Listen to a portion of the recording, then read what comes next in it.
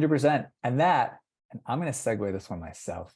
That Oh, leads gosh. perfectly Oh, into, please take the mic, Ethan. into the biggest A of all, which is the consumer. Biggest A of all. That's you, person listening, the consumer. Oh, what does that Why? mean? The biggest A of Why? all. It's First time the, I'm I don't know, getting an yeah, right. It's the, I don't know what the opposite of a scarlet letter would be, like the good, Oh, right. positive scarlet letter. The It's good right? scarlet letter?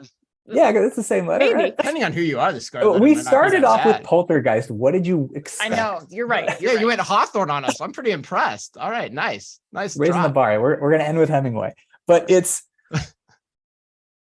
I think we learned a lot about the consumer, and I think it runs counter to a lot of the expectations we had of the consumer in the past. Mhm. I think we learned that the consumer is very flexible.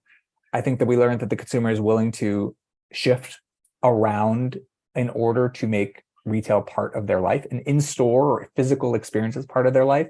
And that runs for restaurants as much as it runs for, or grocery as much as it runs for retail. I think we've learned that there was this concept that it takes 90 days to set a behavior.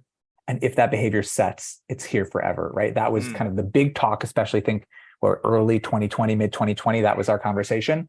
Yet here we are, and we're seeing how visits are performing incredibly well. We're seeing visit durations go up in periods where they're visiting less. They're making more substantial visits.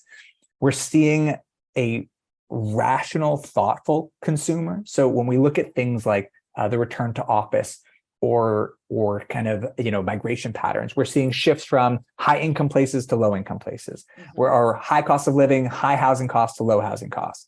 We're seeing that people with smaller families or no families are more likely to go to the office more than those with larger families, which tells us again that the decisions that the consumer is making are very rational and thoughtful, and yet they're still going to retail stores quite a bit, especially considering the difficult situation.